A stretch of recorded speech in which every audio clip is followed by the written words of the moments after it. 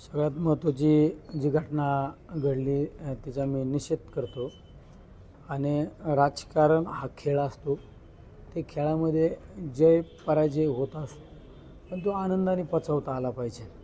आनंद झाला तरी आनंदाने पचवता आला, शांततेने पचवता आला पाहिजे. पराभव झाला तरी तो शांततेने पचवता आला पाहिजे.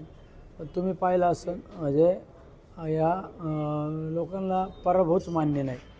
त्याच्यामुळं ह्या गोष्टी आपल्याला पाहायला मिळत आहे. आज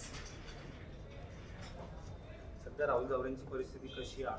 त्यांना अतिदक्षता विभागात ठेवण्यात आलं आहे. एकंदरीत तुम्ही आता भेटून आलाय, काय आता भेटून आलो मी, डॉक्टरांशी पण चर्चा केली. त्याच्या छातीला आणि मणक्याला मार लागल्यामुळं, डोक्याला पण मार लागल्यामुळं थोडी परिस्थिती चिंताजनक आहे. हे जे काही आज घडलं आहे हे सगळं सुनियोजित होतं का? कारण की ज्या पद्धतीने त्यांना मारहाण झाली, यांची गाडी फोडण्यात आली आहे, म्हणजे हे बऱ्याच दिवसांपासून ज्या आरोपींनी मारलं त्यांची आत्तापर्यंत स्टेटमेंट पहा तुम्ही, म्हणजे त्यांची गुन्हेगारी पार्श्वभूमी सगळी, म्हणजे हे नियोजितच कट होता. त्यांचे अनेक वेळा असे प्रकार त्यांच्या हातून झालेले, काही अधिकाऱ्यांना सुद्धा मारहाण त्यांच्या हातून झालेली. हे सराईत गुन्हेगार आहेत. आता तुम्ही पोलीस अधीक्षकांना भेटणार आहात, काय मागणी काय? नाही, मी पोलीस अधीक्षकांना स्वतः भेटणार नाही, कारण अजून आचारसंहिता काही पूर्णपणे संपलेली नाही. आमचे काही सहकारी पोलीस अधीक्षकांना भेटणार आहे. काय मागणी काय असणार आहे? जे आरोपी आहेत त्यांच्या कडक कारवाई झाली पाहिजे. हा जो आजचा प्रकार झाला ते स्थानिक संघर्ष आहे की त्याच्या पाठीमागं काही एखादी शक्ती आहे ज्यांच्या पाठबळामुळे? राजकीय पाठबळ आता काय म्हणता येणार नाही मला, राजकीय रंग पण द्यायचा नाही मला या गोष्टीला. माझी एक सवय, निवडणूक झाल्यानंतर तुम्ही माझं स्टेटमेंट पाहिलं असेल, निवडणुकीमध्ये स्टेटमेंट आणि निवडणुकीचा मी विजयी गुलाल घेतल्यानंतर मी कुठल्याच पक्षाबद्दल किंवा पक्षाच्या नेत्याबद्दल कधी बोललेलो नाही. मी त्या गोष्टी विसरणारा कार्यकर्ता आहे. पण माझं म्हणणं एकच आहे, मला कोणाबद्दल बोट पण दाखवायचं नाही, कोणाबद्दल मला बोलायचं पण नाही. पण फक्त माझं एकच म्हणणं आहे, असे गुन्हेगारी प्रवृत्तीचे लोक आहे, गुंड प्रवृत्तीचे लोक पारनेरमध्ये असो किंवा नगर जिल्ह्यामध्ये असो, त्यांचा त्या ठिकाणी बेमोड झाला पाहिजे.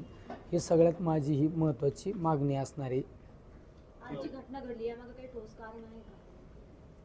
ठोस कारण तर काही दिसत नाही. यामागे तर मला असं वाटतं राजकीयच कारण असू शकतं.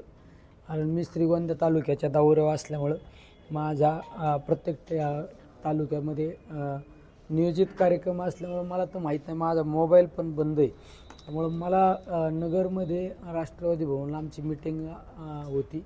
त्या मिटिंगला येण्यासाठी आल्यानंतर मला त्या गोष्टी माहीत झाल्या. त्यामुळं मला त्यामागं काय कारण आहे काय नाही, पण मला जे माहिती आहे हे राजकीय असू शकतं. कारण हे समोरच्या लोकांचे आत्तापर्यंतचे स्टेटमेंट पहा, म्हणजे माझ्यासारख्या माणसांनी एखाद्या फालतू माणसाबद्दल मी बोलतच पण नाही राजकीय कधी व्यासपीठावर, पण त्यांचे स्टेटमेंट अनेक माध्यमाद्वारे फेसबुक व्हॉट्सअपवर आणि बघितले तर त्यांची ते म्हणजे हे राजकीयच सगळं असणार आहे. कारण सुनियोजित कट होता का कोणाचा तरी हे सगळं घडवण्यामागं?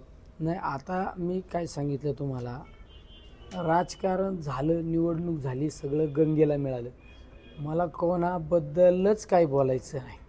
पण ही जी घटना झाली, जे कोणी आरोपी, जे कोणी गुन्हेगार आहे त्यांच्यावर कडक कारवाई झाली पाहिजे. मला राजकीय यामध्ये कोणाला ओढायचं पण नाही, राजकारणावर मला बोलायचं पण नाही.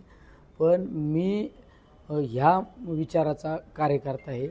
या माझ्या मतदारसंघामध्ये आज